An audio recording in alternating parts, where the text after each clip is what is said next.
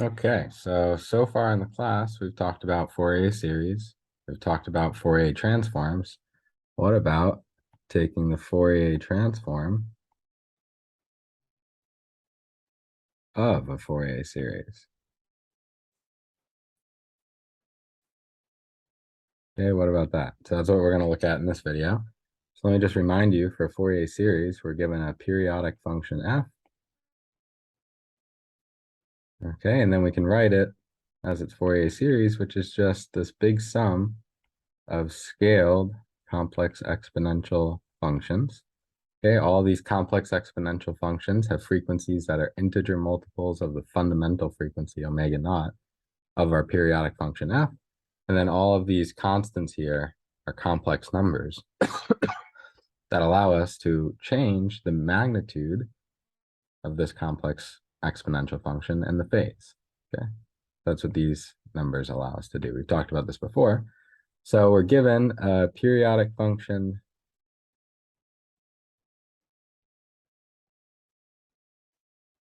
f of t has a Fourier series. Okay, that's what we're given. And here's a question we can ask. Does this periodic function, I guess I'll call it a signal. That's kind of what we're calling it in this class, but it's just a function. I'll say signal. Does this periodic signal have a Fourier transform?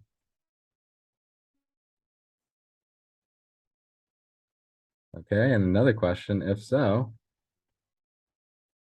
how are the Fourier series and Fourier transform related? Okay, these are the questions we want to answer in this video. All right, the first one, based on the common Fourier transform pairs video, you should already know the answer is yes, because we took the Fourier transform of a cosine, or at least you've seen an example where the answer is yes. Turns out the answer is yes in general. Okay, and we'll see exactly how the Fourier series and Fourier transform are related right now. Okay, so let's take the Fourier transform of a Fourier series for a periodic function or periodic signal f of t. Okay, so let's do it. So we'll call it f of omega. That's what we usually call the Fourier transform of f. This is just the Fourier transform of f of t. And now let's just plug in the Fourier series. This is the Fourier transform. F of t is equal to its Fourier series. Okay, and now we can use the linearity. Fourier transform is linear. We can use the linearity of the Fourier transform to say, oh, I have a Fourier transform of a big sum of complex numbers multiplied by other signals. What's the Fourier transform of that? It's just the sum of those same complex numbers multiplied by the Fourier transforms of those signals. Yeah, that's what linearity gives us, scaling and additivity.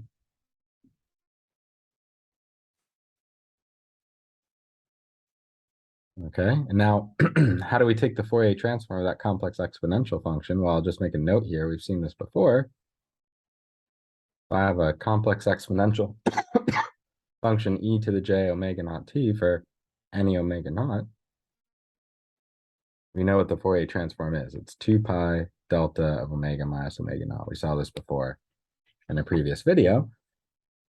And so that makes taking those Fourier transforms pretty easy, right? We just get this big sum still, f sub n. And now we just take the Fourier transform here, e to the j, and then that whole thing is just our frequency. So we're going to get times 2 pi delta of omega minus n omega naught, right? Because that's the frequency of these functions, n omega naught. So whatever frequency your complex exponential has, that's where your delta function is located. It should make sense because that frequency is in our signal, and the Fourier transform tells us, you know, which frequencies we should be. Well, if I wrote the Fourier transform formula, let me just do that, or the inverse Fourier transform formula. Let me just do that real quick to make a point. I've said this before, but I'll just say it again. Okay, so if my f of t if I want to be able to write it as a big integral of these complex exponential signals, the Fourier transform is telling me what to multiply by the signals so that when I do integrate them all up, I get my f of t back.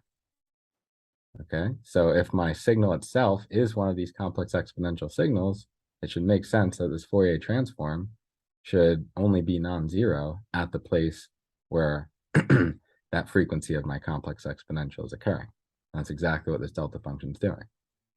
Okay, this delta function is saying, all these delta functions are saying, this Fourier transform only has non-zero entries at frequencies that are integer multiples of the fundamental frequency.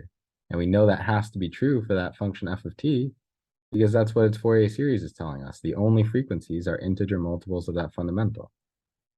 Okay, so that's why the Fourier transform of a periodic function just has delta functions at those frequencies and is zero everywhere else, because those are the only frequencies in our signal. We know that from the Fourier transform, or from the Fourier series, sorry.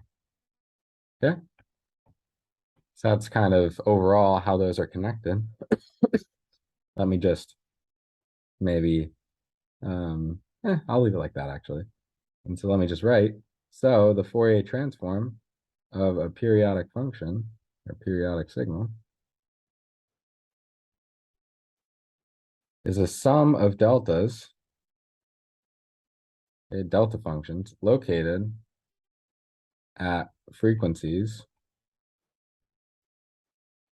n omega naught, so integer multiples of the fundamental. That's what I was just talking about. We knew that had to be the case from the Fourier series expression.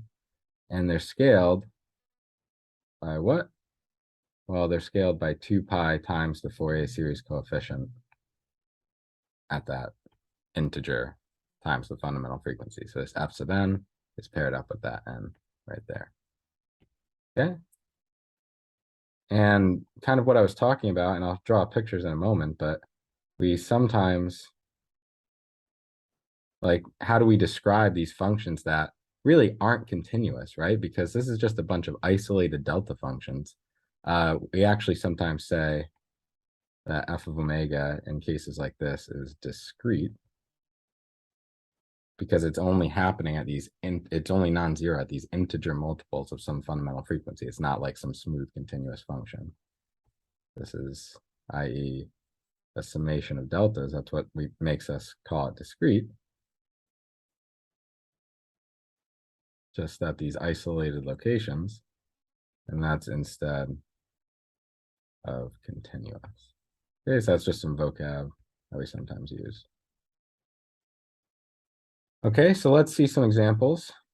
So let's start with cosine of 3t, a simple example. We know, we've seen before, it has Fourier series coefficients given by what? Well, f sub 1 and f sub negative 1 were a half. We've done this before. And f sub n is 0 otherwise. And we also know the fundamental frequency is 3 for cosine, right? There it is, right there, 3. Okay, we've seen all this before.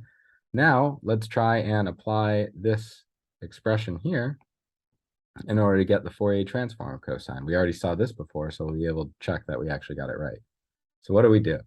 Well, we take 2 pi times each Fourier series coefficient and scale a delta function located at that same integer times the fundamental frequency. Okay, with that 2 pi times f sub n. That's our scaling factor. So we have 2 pi. Well, we have a Fourier series coefficient f sub 1. And what should that multiply? It should multiply delta of omega minus 1 times the fundamental frequency 3. When we add to that, right, we're just adding all of them up. 2 pi times f sub negative 1 times delta of omega minus now negative 1 times 3, right? N times omega naught. We have omega naught, we have n. Okay, so this should be our Fourier transform of cosine. Let's just simplify it a little bit. We have 2 pi times f sub 1, that's a half. So we get pi times delta of omega minus 3, plus, same thing here, 2 pi times a half, pi times delta of omega plus 3.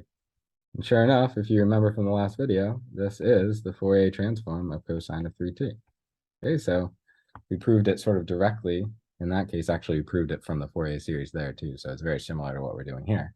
But now we have a general expression given any Fourier series. What does its Fourier transform look like? And sure enough, it works. Okay, so what does this look like if I were to draw it? Okay, what would this look like if I were to draw it? Well, you can see we just have two delta functions located at plus or minus 3, and they have height pi. Or we write its height as its area as its height. Okay. So really we're scaling the area of these delta functions by pi. But as we saw in a previous video, we usually denote that area as the height of these delta functions. Okay, so you could see why this function, it would be a little strange to call it a continuous function. It's really just a discrete function. It's only non-zero at these two discrete points, -3 and 3. And that's true for any periodic function, as we've seen above. All right. And again, that's because we know that the only frequencies in a periodic function are integer multiples of the fundamental. So we know that the Fourier transform only has non-zero values at these discrete locations in frequency. All right, let's do another one. So previously, in a previous video, we found that if I had a signal that was absolute value of sine of t, okay, we found its Fourier series. What is this? 2 over pi times 1 over 1 minus 4n squared times e to the 2j nt. And we also knew that the fundamental frequency was 2. You can see that up here right there in the Fourier series expression. Okay, so using what we've done in this video, we can say the Fourier transform of this function is what? Well, we just have to take those same Fourier series coefficients, multiply them by 2 pi, and then multiply them by delta of omega minus that integer n times the fundamental frequency. Okay, so that's all I'm going to do. So we're going to have a sum of these f sub n's, which are right there. Those are my Fourier series coefficients. Now I multiply by 2 pi. And now I have delta of omega minus n times the fundamental frequency, which is 2. And sure enough, those are the frequencies of the complex exponentials multiplying these Fourier series coefficients, which is how we derived it above. Okay, so let me just clean this up a little bit. The pi's cancel, and I get 4 times the sum, which I'll write as delta of omega minus 2n over 1 minus 4n squared. Okay, so there's the Fourier transform of this periodic function now. Okay, and if I were to draw that, you'll see the discreteness that I was talking about again. Okay, so this is omega, this is the Fourier transform. What frequencies am I going to have delta functions at? Well, that's said right here, and it's just 2 times any integer, any even frequency. So I'll just label those 2, 4, 6, -2, -4, -6, all of the evens, right? Those are all of my frequencies in my Fourier series, and that has to be true for my Fourier transform as well. And now I can plot these deltas. Let's just see what happens when n is 0. Then I have 4 times 1 divided by 1, which is just 4. So I'm going to get a delta function here of height or area of 4. And let's just do a couple more. What happens when n is 1? In other words, when I'm at plus or minus 1 times the fundamental frequency, so plus or minus 2. When I plug in 2 here, or sorry, when I plug in 1 here, right, 2 times 1 is 2. So I'm looking at the integer 1 now. When I plug in 1, I'm going to get 1 minus 4, which is -3, times 4, that's -4/3. And when I plug in -1 for n, -1 squared is just 1 squared, so I'm going to get the same thing. And then as n increases, this denominator just keeps getting more and more negative, so I won't calculate all the values, but you know, these are going to just get smaller in the negative direction as we move out. I'll just sketch it. Okay, and it obviously keeps going. I've only drawn this little snippet of it. Okay, but it keeps going for all these integers. Yeah, I'll just put like some dots. I don't mean periodic by those dots. I just mean I've only drawn a little bit. Okay, but again, you can see the discreteness of this Fourier transform. Since the function was periodic, the Fourier transform is only non-zero at these discrete locations, all the even integers. Okay, and so we put delta functions there to allow us to have those non-zero values at those single points. Okay, so great. So that's 2 examples, and that's all I have for this video. And I'll see you in the next one.